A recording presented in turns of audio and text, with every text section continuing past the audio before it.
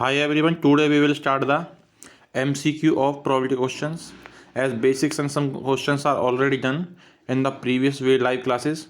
Now I am going to resolve the queries if any. So first of all, basic again, what is the formula of probability? Probability एक ही formula for ninth class, favourable outcome upon total outcome. और ninth class के लिए सबसे अच्छी बात पता है क्या होती है? सबसे अच्छी बात यह है कि टोटल की वैल्यू हमेशा आपको क्वेश्चन में दी होगी, टोटल की वैल्यू। जबकि हाई क्लासेस में जब क्वेश्चन आते हैं उनमें टोटल की वैल्यू अपने नॉलेज से पता करनी पड़ती है in most of the cases. This the probability formula, favourable upon total. Okay, next range और लिमिट की बात कर लेते हैं। प्रोबेबिलिटी की जो लोअर लिमिट है वो होती है 0 और मैक्सिमम वैल्यू या अपर लिमिट वो क्या होती है 1। अगर पूछें what is the range of probability, यानी कि प्रोबेबिलिटी की वैल्यू कहाँ से कहाँ तक हमारा आंसर जो होगा क्वेश्चन का वो कहाँ से कहाँ तक वेरी कर सकता है, 0 से 1 तक। अगर आंसर माइनस में आया तो गलत होगा हमारा सॉल्यूशन। अगर 1 से ज़्यादा आया, 1.1 भी आ गया तो माय डियर फ्रेंड तो भी आंसर आपका गलत ही होगा।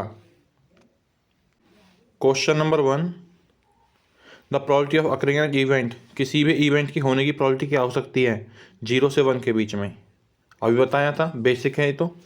Next, coin is toss 1000 time, एक कॉइन को 1000 बार 1000 टाइम टॉस किया गया। हेड 455 है, टेल आने के केसेस 545 हैं। Then what is the probability of getting head, अगर हेड आने की प्रोबेबिलिटी पूछे तो हेड के favourable case upon total case. तो फेवरेबल केस हेड कितने 455 अपॉन 1000, नीचे 30, then we will get the 3 decimal points, that is the answer will be 0.455। Done. Next question number 3, 2 coins are tossed simultaneously 500 times.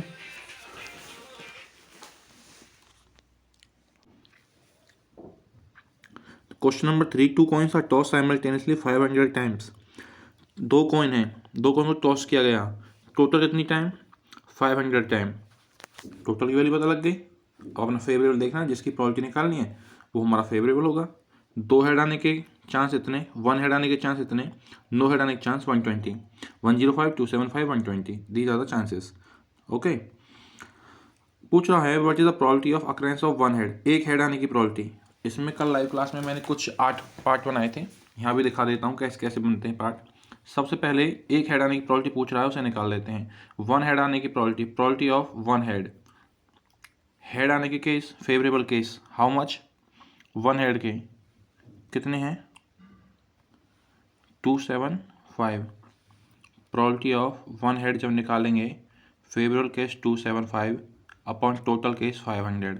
अगर इसी में पूछे लेता 2 head आने के, 2 हेड आने के प्रोबेबिलिटी बताओ, तो 2 हेड के फेवरेबल केस कितने हैं हाउ मच 105 अपॉन टोटल 500।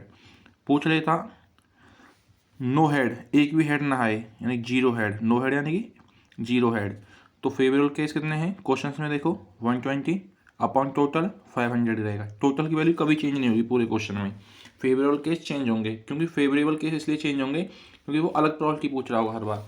अब क्वेश्चन में पूछ सकता है 3 हेड आने की प्रोबेबिलिटी। मैं एक ही क्वेश्चन से 8 क्वेश्चन करा रहा हूँ, बड़े ध्यान से देखना। 3 हेड आने की प्रोबेबिलिटी, 3 हेड आने की प्रोबेबिलिटी क्या होगी, कहीं भी आपको क्वेश्चन में 3 हेड की इन्फॉर्मेशन दिखाई दे रही है, नहीं दिखाई दे रही, तो 3 हेड के फेवरेबल केस 0 अपॉन टोटल 500। और किसी भी नंबर से 0 को डिवाइड करते हैं तो आंसर क्या आता है बच्चों 0। This the case of head. अगर वो पूछे हेड ना आने की प्रोबेबिलिटी, हेड ना आने की प्रोबेबिलिटी, तो वो क्वेश्चन बड़ा हो जाएगा, वो आपके लेवल में नहीं है। अगर इससे पहले वाले क्वेश्चन में यानी क्वेश्चन नंबर 2 में पूछता हेड ना आने की प्रोबेबिलिटी तो टेल की निकल जाती। 1 हेड 1 टेल है, तब तो आपके लिए पूछेगा हेड आने की प्रोबेबिलिटी, हेड ना आने की प्रोबेबिलिटी, टेल आने की प्रोबेबिलिटी, टेल ना आने की प्रोबेबिलिटी। लेकिन number of head 1 head 2 head 3 head है या 2 है, एक से ज़्यादा हेड है और एक से ज़्यादा टेल है, उस केसेस में आपके पास ये वाला केस बनते हैं जो मैं आपके सामने अभी स्क्रीन पर करा रहा हूँ। 0 हेड 1 हेड 2 हेड 3 हेड की प्रोबेबिलिटी। और क्या पूछ सकता है 0 टेल 1 टेल 2 टेल 3 टेल की प्रोबेबिलिटी। डन। बच्चा कहता कैसे, देखो जी 2 कॉइन थे, 2 तो 2 केस हो सकते हैं, 2 हेड आ सकते हैं या 2 टेल आ सकते हैं। ओके, एक साथ, या एक हेड एक टेल आ सकता है। अंडरस्टैंड? किसी एक पर हेड आ जाएगा, दूसरे पे टेल आ जाएगा। अब मैं पूछ रहा हूँ नो टेल, एक भी टेल नहीं आया। आपने दो कॉइन एक साथ टॉस किया तो कुछ ना कुछ तो आएगा, हेड आएगा या टेल आएगा। अब मैं कह रहा हूँ टेल नहीं आया, नो टेल। टेल नहीं आया तो क्या आया होगा? हेड आया होगा। कितने सिक्के थे? दो, तो कितने हेड आएंगे? दो हेड। नो टेल का मतलब है दो हेड की प्रोबेबिलिटी। समझ रहे हैं मैं क्या कह रहा हूँ? मैं कह रहा हूँ जीरो टेल या नो टेल। नो टेल यानी जीरो टेल की प्रोबेबिलिटी निकालो। दो कॉइन थे, दो कॉइन को आपने टॉस किया, टेल नहीं आएगा। क्वेश्चन में पहले साफ साफ कह दिया टेल नहीं आएगा। कॉइन को टॉस किया है तो कुछ तो आएगा ही, या तो हेड आएगा टेल आएगा। कह रहा टेल नहीं आएगा तो दोनों कॉइन पे क्या आएगा? हेड आएगा। कितने हेड आए? दो हेड। जीरो टेल का मतलब हुआ क्वेश्चन से पता लगा दो हेड आने की प्रोबेबिलिटी निकालनी है। फिर भी कोई डाउट है तो कमेंट बॉक्स में बताना या कॉल कर लेना। डन। अगला क्वेश्चन है क्वेश्चन नंबर 4 और 5, हाउस एग्जाम में दिए गए थे। एक क्वेश्चन था और जिसमें से ऑलमोस्ट बच्चों ने कुछ ना कुछ मिस्टेक्स की थी, तो देख लो। क्वेश्चन नंबर 4 रीड करें। In a cricket match a batsman hits a boundary 6 time. Batsman कितनी बॉल्स पे 6 टाइम बाउंड्री लगाती है? 6 टाइम लगाती है। और टोटल बॉल कितनी है? टोटल बॉल 30 बॉल थी। कह रहा है find the probability to hit the boundary.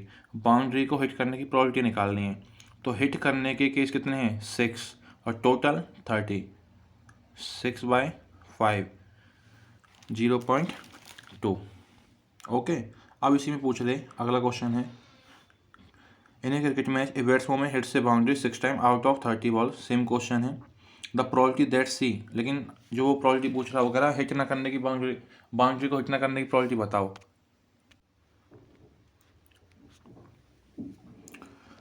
तो हिट ना करने की, बाउंड्री को हिट ना करने की प्रोबेबिलिटी, हिट करने के फेवरेबल केस दिए हैं हमको, हिट करने के दिए हुए हैं, हिट्स करने के केस दिए हैं, तो हिट ना करने के फेवरेबल केस निकालने पड़ेंगे। मैंने आपसे पहले भी कहा था टोटल तो हमेशा दी होगी, और जो एक बार टोटल दे दी वो एंड तक सभी केसेस में सेम रहेगी। लेकिन माय डियर स्टूडेंट, आपको इस क्वेश्चन नंबर 5 में हिट करने के फेवरेबल केस दिए हैं 6। हिट ना करने की प्रोबेबिलिटी पूछ रहा है, हिट ना करने की प्रोबेबिलिटी पूछ रहा है, तो हिट ना करने के फेवरेबल केस निकालेंगे। हिट करने के 6, टोटल थे 30।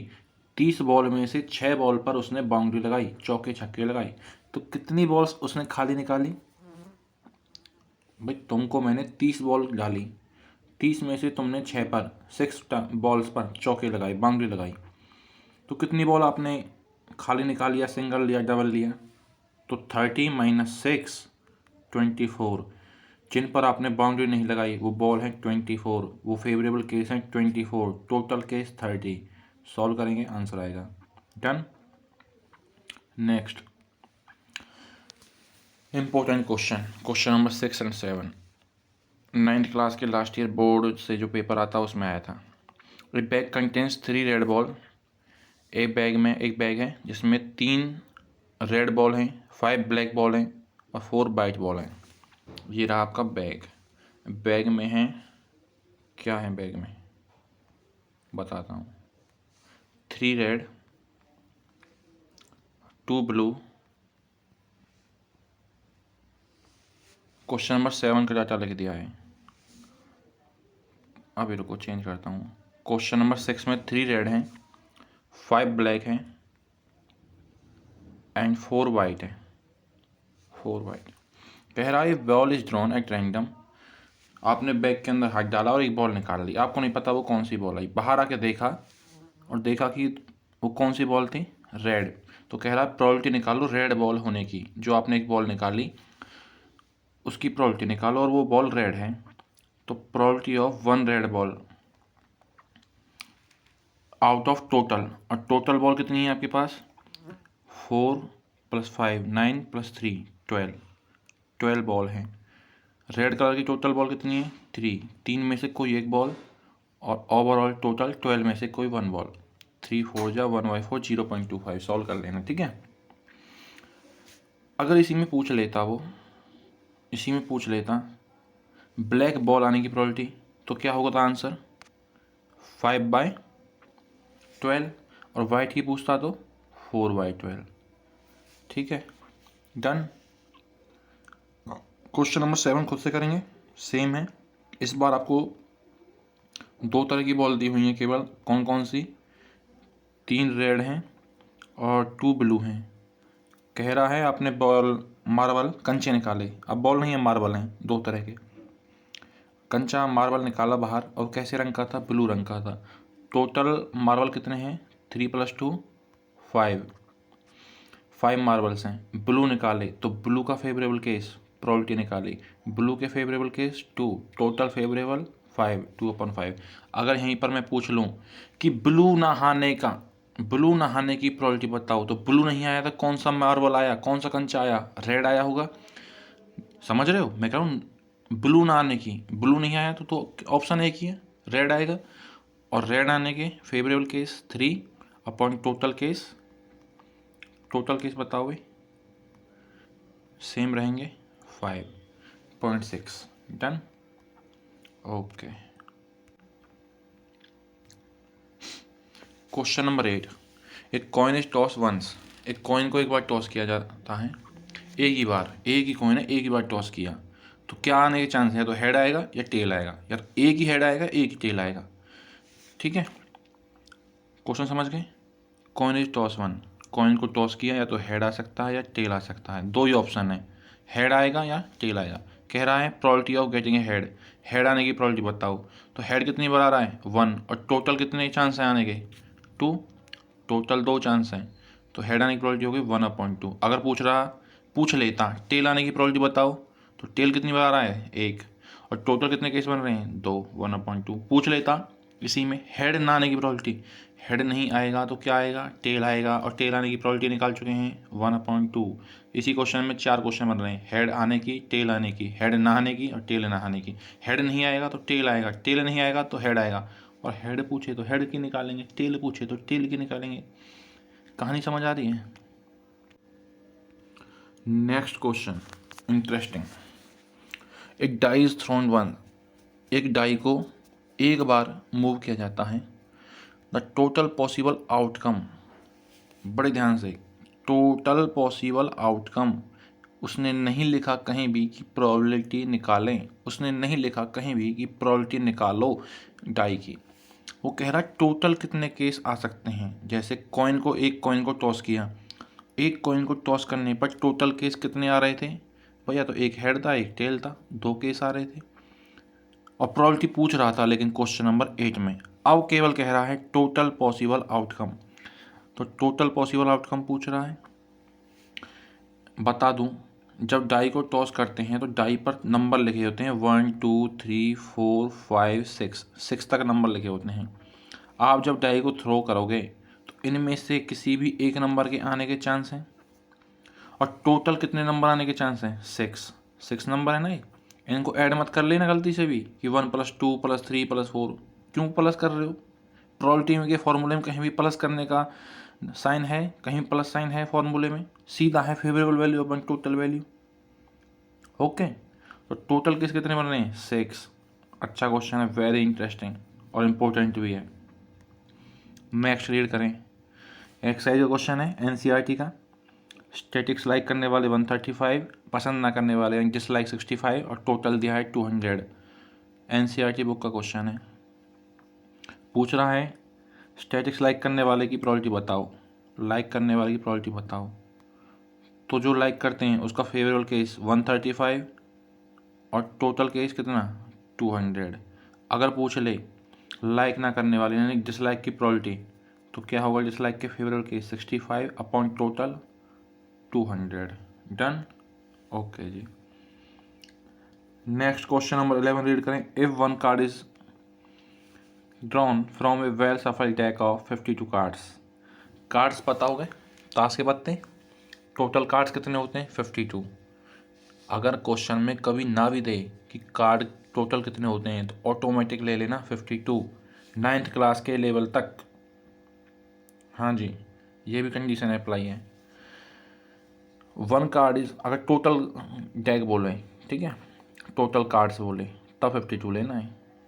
वो अलग बात है कि 10th 11th में आगे चीज़ें चेंज होती हैं, वो तभी बात करेंगे।